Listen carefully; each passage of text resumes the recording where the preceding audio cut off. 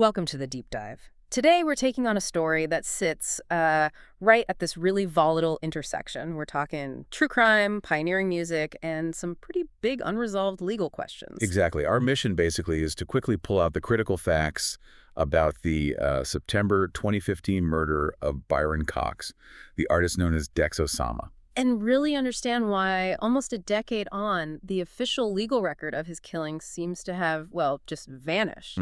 We're talking about a huge rising star in Detroit drill hip-hop. I mean, a voice that was really starting to define the sound of the city. And he was cut down just days, literally days, before his major career launch was supposed to happen. It's a tragedy, but it's layered with some surprising video evidence and some really perplexing legal moves afterward. Yeah, and this deep dive, I think it's crucial because it really goes beyond just the individual loss, tragic as that is. This case is such a stark illustration of that dangerous tightrope artist's walk. You mean between street ties and industry success? Precisely. That balancing act. You know, maintaining authentic ties to the street while chasing massive industry success. You've got major labels involved here, surveillance footage that kind of rewrites the definition of victim, and then this central mystery. Where did the final verdict go? Right. So our objective is pretty clear. Unpack that shocking sequence of events that night at the club, really dissect the courtroom drama around the self-defense claim. It was a big part of it. Huge. And analyze the legacy, including why those final legal dispositions for the guys accused, why they seem to be officially unrecorded. Okay, let's get into it. Let's do it. So to really get the scope of this loss, we have to understand Dex Osama's place, like in music history. Byron Cox, Dex Osama. He's widely credited as one of the foundational architects of Detroit drill. Yeah, absolutely. And when you listen to early Detroit drill, it does have this distinct sound, right? It's different from its Chicago roots. Well, it's raw, it's definitely aggressive, but it often leans into this darker, more narrative storytelling. It's about the reality on the ground in Detroit. And Dex Osama, he was really one of the first voices to capture that intensity. And the industry noticed, big time. Oh, immediately. Yeah. His career trajectory was just vertical, almost meteoric, like you said. He was attracting massive industry buzz, getting these crucial cosigns from established heavyweights. Like DJ Loaf, right, and Meek Mill. Exactly. And most significantly, Meek Mill. He was signed to Meek Mill's Dream Chasers label. Poised. Completely poised for that mainstream crossover. And this is the detail that just hits you in the gut, the one the source material confirms. The timing. Yeah. Dex Osama was murdered September 7th, 2015, only 4 days before his scheduled debut project release. 4 days. It's just hard to wrap your head around. He wasn't just on the cusp of fame.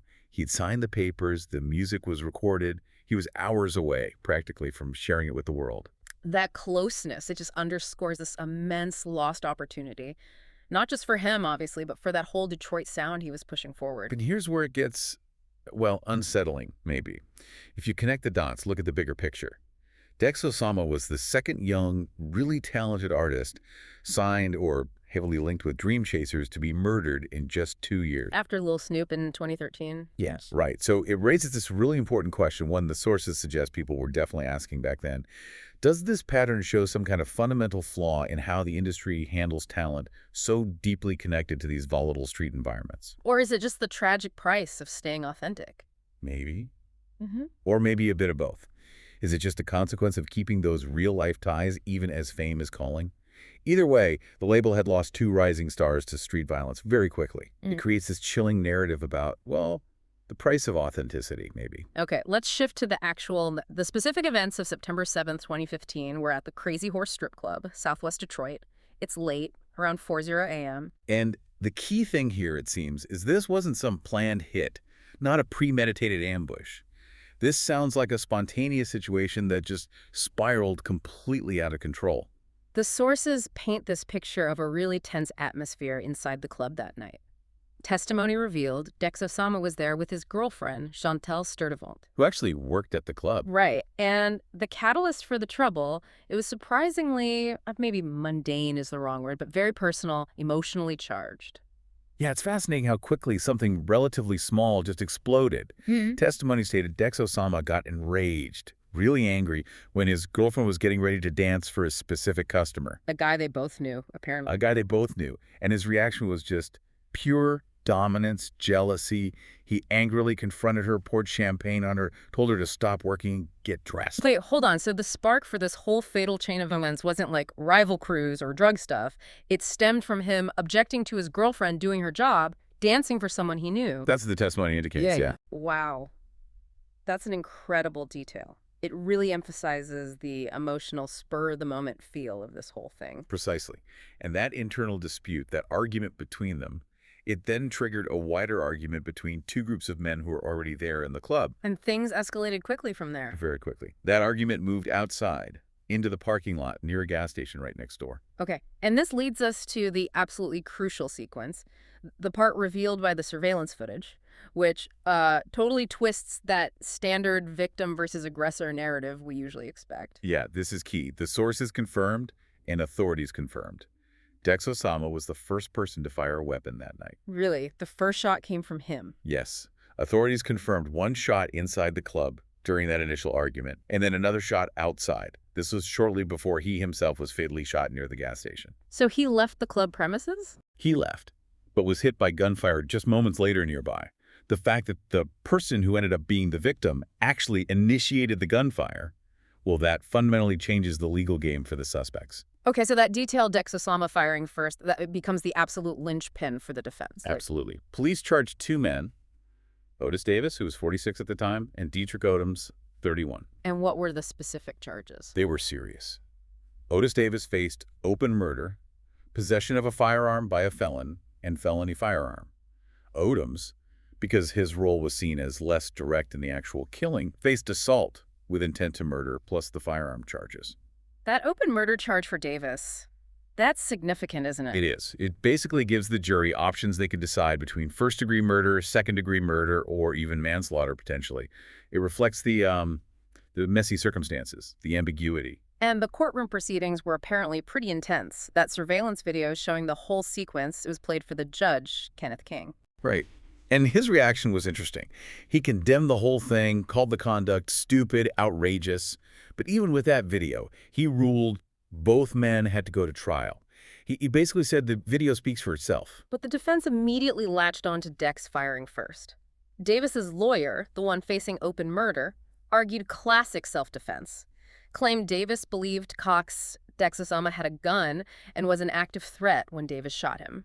Yeah, and this is where, criminal law gets complex.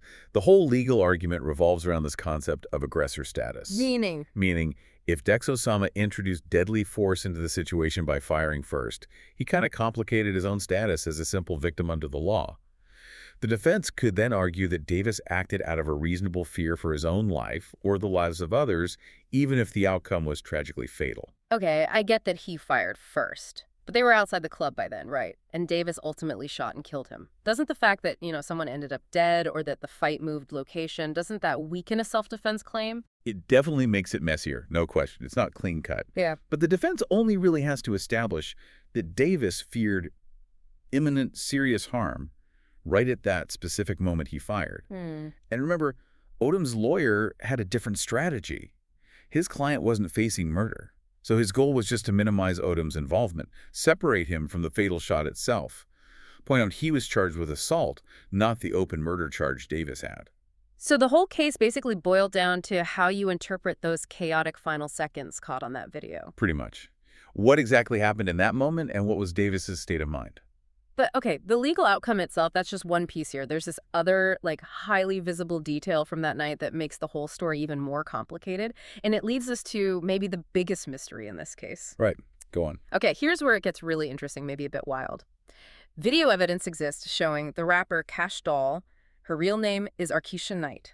She is clearly visible, clearly present, during the exact moment Dex Osama was shot outside the Crazy Horse. Wow, she was right there. The sources emphasize her physical presence, right there at the scene of the tragedy. And the sources stress this because, again, she wasn't just, in the club earlier. She was outside when the fatal shots were fired. It just highlights how tight-knit, but also how incredibly volatile this Detroit rap scene was, and maybe still is. She was a witness, A direct witness to the final fatal conflict of someone who was arguably a peer, maybe even a competitor in the same space. Exactly. And here's the fascinating part, the timeline. What happened after this tragedy? Kash Doll's own career just exploded shortly after this. Hits like For Everybody dropped in 2017. Right when the legal drama around Dex's murder was either unfolding or maybe more accurately kind of disappearing. That connection, witnessing this sudden violent end and then achieving massive professional success so quickly right after, it just raises these profound, maybe disturbing questions about, I don't know, the cost of fame, opportunity in that environment. It absolutely does. It's a striking juxtaposition. But the most compelling unresolved question, the real head-scratcher, is what actually happened in the courts. With Davis and Odums. Yes. Despite the high-profile nature of the case, the really damning video evidence, the fact that both defendants were bound over for trial, the final verdicts or the dispositions, whatever happened to Otis Davis and Dietrick Odums, they are completely missing from publicly available records. That feels really unusual for a case this documented. Why would the outcome just vanish? Well, there are a few possibilities the sources hint at based on legal precedent. One strong possibility is a sealed plea deal. Because of the self-defense angle. Exactly. Given how complicated that self-defense argument was, especially since Dex fired first, it's highly probable the prosecution offered them a deal for a lesser charge, maybe manslaughter, something to avoid the risk of losing completely a trial with an acquittal. And those deals can sometimes be sealed, kept from the public. They can be, yes, especially in sensitive cases. Another possibility, maybe less likely for such a public case, is just some kind of administrative error, records lost or misfiled. But the theory that seems to gain the most traction, given the context. Street justice? Sort of. Not quite justice, maybe, but deliberate opacity. A way to quietly resolve a really dangerous street conflict without broadcasting the outcome, perhaps to prevent further retaliation or complications. So what does this all mean for you, listening? This lack of a public ending in a highly documented true crime event involving these rising music figures, it really underscores a key point, doesn't it? It does. Sometimes the legal system processes these incredibly violent, complex conflicts, and the official record just stops. It goes dark. Leaving the community, the public, everyone with this permanent, unanswered question mark. Yeah. Dex Osama's legacy, though, as a Detroit drill pioneer, that remains strong. But it's tragically tangled up with the street life his music documented so vividly. His influence on the rappers who came after him in Detroit is just undeniable. Absolutely. His death serves as, well, both a marker of that massive contribution he made in a short time, and also this really sobering reminder of the brutal consequences that too often come with that street-connected success in hip-hop. And the fact that we don't know the final legal outcome for his accused killers just ensures those questions around his death, they're just going to keep lingering, aren't they? Forever, probably. The source material suggests his death might have stemmed from disputes over women, maybe street affiliations, maybe both, we don't know for sure.